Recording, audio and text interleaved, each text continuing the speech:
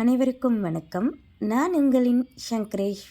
தங்களின் பொன்னான நேரங்களை என் கதைகளோடு பயணிக்க உங்கள் அனைவரையும் இன்பமாய் வரவேற்கிறேன். எழுத்து வாசிப்பு இரண்டும் நானே.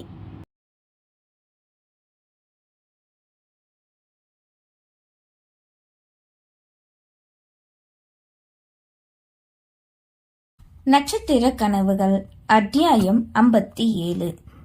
மாடியிலிருந்து கீழே இறங்கி வந்த விஷாலாட்சியின் மனமோ அதித்தியின் அறையில் கண்டதைத்தான் நினைத்தது. என் மகனுக்கு எப்படி பொண்ணு அமையணும்னு நினைச்சேனோ அதே மாதிரி இருக்கா. நல்லா படிச்சிருக்கா, இங்கிலீஷ் பேசுறா, காரெல்லாம் ஓட்டுறா, ட்ரெஸ்ஸும் இடத்துக்கு தக்கன போடுறா. கொஞ்சமா இருந்தாலும் முடி கூட நல்ல ஸ்டைலா முன்னாடியெல்லாம் விழுகிற மாதிரி வச்சிருக்காளே. இந்த மதி கழுதைய வச்சுக்கிட்டு என்னதான் பண்ண? இதுல ஏதாவது இருக்கா? ச்சே! புலம்பிக் கொண்டு தங்களின் அறைக்கு நுழைந்தார். சங்கரமூர்த்தி விலை மூடாது படுத்தவாறே இருக்க, என்னங்க மாத்திரை போட்டிங்களா கேட்க, தேவா வந்து எடுத்து கொடுத்தான். இவ்வளவு நேரம் நீ எங்கடி போன? மருமக கூட தான் பேசிட்டு இருந்தேன். மதி இன்னுமா முழிச்சுக்கிட்டு இருக்கா? மதியா? அந்த எறும்பு இந்த நேரம் நல்லா கொரட்டை விட்டு தூங்கிக்கிட்டு கிடப்பா. நான் மூத்து மருமகளை சொன்னேன். யாரு? தேவா பொண்டாட்டியா? ஆமா. எதுவும் கோவமா பேசிட்டியாடி? எனக்கும் அந்த பிள்ளைக்கு எந்த பிரச்சனையும் இல்லையே, நான் ஏன் அவகிட்ட கோவப்பட போறேன்?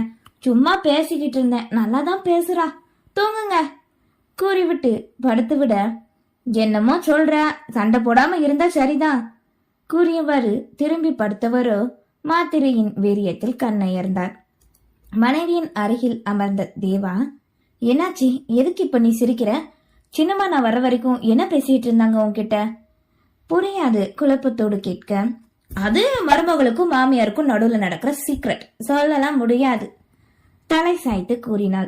என்ன புது கூட்டாளியோ? இனிமே கூட்டணி உருவாகலாம் நினைக்கிறேன். என்னமோ அவங்க உன்கிட்ட நல்லபடியா நடந்துகிட்டா சரிதான். வா, ஹாஸ்பிட்டலுக்கு ரெஷ்யூம் அனுப்புற வேலையை பார்க்கலாம். நோ தேவா, மார்னிங் பார்த்துக்கலாம், இப்போ தூக்கம் வருது, தூங்குவோம் என்றதும் விளக்கினை அமர்த்திவிட்டு நித்திரை கொள்ள ஆரம்பித்தனர். ஆதவன் விழித்திறந்த காலை நேரம் வீட்டின் வெளியே இருந்த சாய்வு நாற்காலியில் அமர்ந்து நியூஸ் பேப்பர் படித்துக் கொண்டிருந்தான் நீலகண்டன். அதே நேரம் அறையிலிருந்து வெளியே வந்த இளையராணி நேராக சமையலறை நோக்கி செல்ல அங்கே பாட்டியும் அத்தையும் சமைத்துக் கொண்டிருப்பதை கண்டாள். அருகில் வந்து நிற்க அவளின் கொலுசலி ஓசை கேட்டு திரும்பிய வேலம்மாள் பாட்டி, வாமா வா என்க, என்ன பண்றீங்க பாட்டி? இதோ கொஞ்ச நேரம் அடுப்புல காஃபி வச்சிருக்கேன், கொதிக்க போகுது, இப்பதான் எல்லாருக்கும் சேர்த்து போடுறேன். சரி பாட்டி, எனக்கு பசி இல்லை, அவங்களுமே இன்னும் தூங்கிக்கிட்டு தான் இருக்காங்க, அதனால நீங்க மெதுவாகவே காஃபி போடுங்க. அத்தை, நான் ஏதாவது காய் நறுக்கி தரட்டுமா? ஏதாவது வேலை இருந்தா சொல்லுங்க, நான் பண்றேன். வேலைக்காரி வேலை இல்லை, உங்களுக்கு தானே வேலை அதிகமா இருக்கும், என்னால முடிஞ்ச சின்ன சின்ன உதவியை செய்யறேன் என்று தன் மாமியாரிடம் கேட்க, அதெல்லாம் ஒண்ணு தேவையில்லடி, காஃபியை போட்டு முடிச்சதும் வெளியில உன் மாமனார் உட்கார்ந்துட்டு இருப்பாரு பேப்பர் படிச்சுக்கிட்டு, அவர்கிட்ட மட்டும் போய் கொடுத்துரு என வள்ளியம்மாள் கூறினார். சரிங்க அத்தை என்று அங்கிருந்த ஒரு இருக்கையில் மெல்ல அமர, ஏமா இளையா, டாக்டர் உன்னை நடக்கணும்னு சொல்லியிருக்காருல்ல, நேத்து தானே என்கிட்ட சொன்னேன், நடக்க சொல்லி இருக்காங்க, நடக்கணும் பாட்டி, நடந்தா காலெல்லாம் வலிக்குதுன்னு சொன்னேன்ல, இப்ப சும்மா தானே இருக்க, வெளியில செத்த நேரம் காத்தாட நடக்க வேண்டியதானே, மொட்டை மாடிக்கு தான் உன்னால ஏற முடியாது, வெளியில போய் காத்து வாங்க, நடந்தா உடம்புக்கு ரொம்ப நல்லது இல்லம்மா. சரி பாட்டி, ஆனா தனியே எப்படி நடக்க? வேணும்னா உன் கூடவே சேர்ந்து உன் மாமியாரே நடக்க சொல்லிடுவோம் கிண்டலாக கேட்கவே, என்னது நானா கூவலோடு சட்டென கேட்டார் வள்ளியம்மாள். அது சரிதான், ஏன் கூட நடந்தா கொழுப்பாவது குறையும், நல்ல ஐடியாவா தான் இருக்கு இளையராணி மனதிற்குள் நினைத்து கொள்ள, பின்ன என்னட்டி உன் மருமக இப்படி சொல்ற? உனக்கு என்ன 10 பேரு துணைக்கவா வர முடியும் சொல்லு நீ? இதோ முன்ன வாசல் கிடக்க, நாங்க என்ன தனியாவா மலைக்கிறோம்? இந்த காஃபி இறக்கிட்டேன், குடி முதல்ல.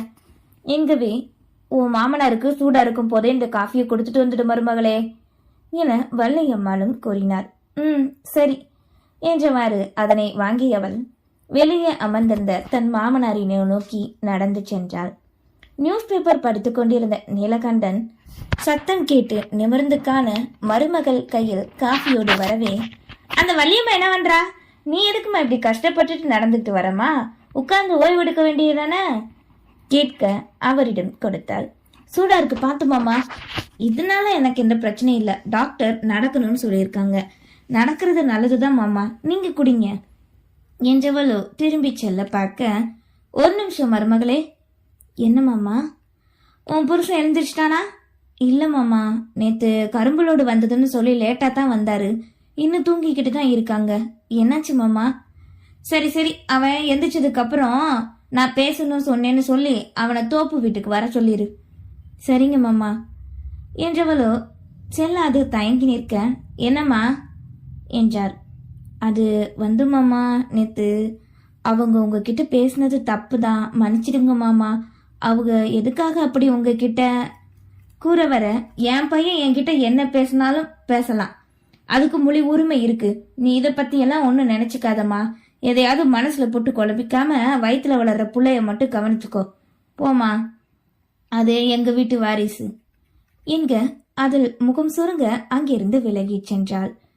10 மணி வாக்கில் எழுந்த யோகமித்ரன் குளித்து முடித்து காலை உணவினை உண்டு கொண்டிருக்க அவனின் அருகில் அமர்ந்து ஆசையோடு பரிமாறினாள். என்னங்க, மாமா உங்ககிட்ட பேசணுமா, தோப்பு வீட்டுக்கு வர சொன்னாங்க, கொஞ்சம் மெதுவா பேசுங்க மாமா முன்னாடி என்றவளின் மனதில் அவர் அன்று தன்னவனை கை நீட்டி அடித்ததை தான் நினைவுக்கு வந்தது. என்கிட்ட பேசணுமா? என்னவா தெரியல, 9 மணிக்கெல்லாம் சாப்பிட்டு போயிட்டாங்க. சரி, உனக்கு இந்த மாசம் செக்கப்புக்கு போகணும், மறந்துடாத. சரிங்க, ஆனா ஒரு 10 நாளுக்கு அப்புறம் போவோமா? ஏன் அதுக்கப்புறம் ஏன் அப்படி சொல்ற? சரியான நேரத்துக்கு போய் செக்கப் பண்ணணும்ல, நாள் வேற நெருங்கிக்கிட்டே வருதுல இல்லையா? எதுக்குன்னா சுற்றுப்புறம் திரும்பி பார்த்து யாரும் இல்லை என்பதை உறுதி செய்துவிட்டு தேவா அண்ணனும் ஆதித்ய அண்ணியும் பக்கத்து டவுன்ல ஹாஸ்பிட்டல்ல வேலைக்கு சேர போறாங்களாம். பாட்டி ஃபோன் பண்ணப்ப சொன்னாங்களாம். அதனால அவங்க எந்த ஹாஸ்பிட்டல்ல சேர்றாங்கன்னு பார்த்துட்டு அங்கேயே செக்கப் போவோமா ப்ளீஸ்ங்க கெஞ்சிதலாய் ஆசையோடு கூற, மறுப்பானா என்ன? நீ கேட்டா நான் செய்யாம இருப்பனா? சம்மதமாக மனைவியை பார்த்து கூறி கண்ணடித்தவனும் வர வர ரொம்ப அழகாய்கிட்டே இருக்குடி மகளோடு கூறிவிட்டு எழுந்து சென்றான். அதே காலை வேளை இங்கே சங்கரமூர்த்தி சோஃபாவில் அமர்ந்திருந்தார். கீழே இறங்கி முன்னே வந்த தேவா அதித்தி இருவரும் பக்கத்து டவுனில் இருக்கும் மருத்துவமனையில் ஒரு சேர ஒரே இடத்தில் இருவருக்கும் வேலை இருப்பதாக அங்கே வேலைக்கு செல்வதாக கூறினர். அதனை கேட்டவரோ அப்போதுதான் மருமகளின் மனம் என்ன நினைக்கும் என்பதை உணர ஆரம்பித்தார். தப்பு செஞ்ச பின்னாடியே வருந்து என்ன பயன் என்பது போலே இப்போது அவர் நினைத்து என்ன பயன்? அம்மாடி மருமகளே, நீ உன்னோட சொந்த ஹாஸ்பிட்டல்ல இத்தனை நாள் வேலை பார்த்திருப்ப, இப்ப வேற ஹாஸ்பிட்டல்ல வேலை பார்க்கறப்ப உனக்கு சங்கடமா இருக்கும். எல்லாத்துக்கும் காரணம் நான் தாம்மா, என்னை மன்னிச்சிடுமா. தேவா என் கூட இருந்தா நல்லா இருக்கும்னு நினைச்சுதான் கூறிக்கொண்டிருக்கும் போதே, அதனால என்ன மாமா, ஒன்றும் இல்லை, எனக்கு இது ஒரு எக்ஸ்பீரியன்ஸ் தான். நீங்களும் உங்க மகன் 2 பேரும் ஒரே போல சொல்லி ஒரே ஜின்னு ப்ரூவ் பண்றீங்களே, எனக்கு எந்த பிரச்சனையும் இல்லை மாமா. அதுவும் இல்லாம நாங்க ஒன்னா தானே வேலை பார்க்க போறோம், அப்புறம் என்ன கஷ்டமேனாலும் எனக்கு சந்தோஷம்தான் இது மனம் ஊர்ந்து மகிழ்வோடு கூறினாள். சரிம்மா, சந்தோஷம், உங்க விருப்பப்படியே இங்கே இருந்தா போதும் என்க யாழ்மதியோ அலுவலகம் செல்வதற்கு கீழே இறங்கி வருவது போல் வந்து நின்றாள். என்னம்மா இன்னைக்கு வேலைக்கு போறியா என சங்கரமூர்த்தி கேட்க, அவளோ தன் பின்னே வந்த இளந்திரையினை கண்டு சொல் என்பது போல் பார்வையால் சைகை செய்தாள். என்னம்மா என்னாச்சு, அவனையே பார்க்கிற? இங்க தேவா அதித்தி இருவரும் உண்பதற்கு டைனிங் டேபிளில் சென்று அமர்ந்தனர். தமிழ்ச்செல்வியோ அன்று தேர்வு இருப்பதாக கூறி சீக்கிரமே கல்லூரி சென்றிருந்தாள். அப்பா, நான் பெங்களூர் போறப்ப மதியையும் கூட்டிட்டு போகலான்னு முடிவு பண்ணிருக்கேன்ப்பா. இன்னும் 2 நாள்ல கிளம்பலான்னு நினைக்கிறேன். அதுக்கு தான் அவளோட ஆபீஸ்ல ரிசைன் பண்ணணும்னு சொல்லி போறா இன்னைக்கு என தந்தையிடம் இளந்திரையின் குறவும் அதிர்ந்து விட்டாள். அதித்தியின் மனமோ இப்போது மாமனார் என்ன கூறுவார்? தேவாவை மட்டும் என்னோடு இருந்து கொள் மகனே என்று கூறினாரே, இப்போது இளந்திரையிடம் அவ்வாறு கூறுவாரா என்ற கண்ணோட்டத்தில் செவியை தீட்டி சுவாரஸ்யமாக கேட்டவாறே அமர்ந்திருந்தாள். 2 மகன்களும் முக்கியமா, அல்லது தேவா தன் வீட்டினரோடு இருப்பது பொறுக்காமல் அழைத்து வந்தாரா? தன் மனம் நினைத்தது சரியா என அறிய நினைத்தாள். சங்கரமூர்த்தி சில நொடி யோசித்து பதில் கூற வாய் திறக்க, அதே நேரம் ஐயா என்ற அழைப்போடு இருவர் உள்ளே நுழைந்தனர். ரைஸ் மில்லில் வேலை பார்க்கும் ஒருவனும் பால் பண்ணையில் வேலை பார்க்கும் இன்னொருவனும் வீட்டுக்குள் நுழைந்தனர். அடடா, வாங்கப்பா 2 பேரும் இன்முகமாய் வரவேற்க, முதலில் அவரின் நலம் விசாரித்து பேச வந்ததை பற்றி பேச ஆரம்பித்தனர். ஐயா, நீங்க உடம்பு சரியில்லாம 1 மாசம் வரைக்கும் எங்கிட்டுமே எட்டி பார்க்கல. சென்னையில இருந்தே இப்பதான் வந்திருக்கீங்க. அதான் இனி நீங்க வந்துட்டீங்கல்ல, இத்தனை வருஷம் இத்தனை நாள் வரவு செலவு கணக்கெல்லாம் உங்ககிட்ட சொல்லி பணத்தை கொடுத்துட்டு போகலான்னு வந்தவங்க ஐயா.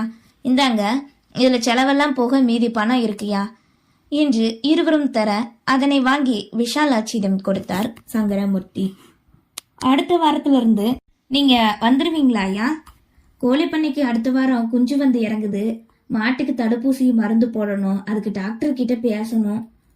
ஆமாங்க ஐயா, ரைஸ் மில்லையும் இப்ப லோடு லாரி வராம அரிசி எல்லாம் வந்து இறங்கவே மாட்டேங்குது. ரெகுலர் கஸ்டமர் கிட்ட என்னன்னு போய் காரணம் சொல்லி கேட்கணும்யா என்று வந்த இருவரும் பட்டியல் வாசிக்கவே சரி என்று கேட்டுக்கொண்டார்.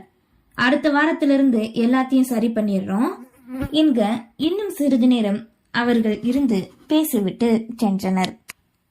நன்றி.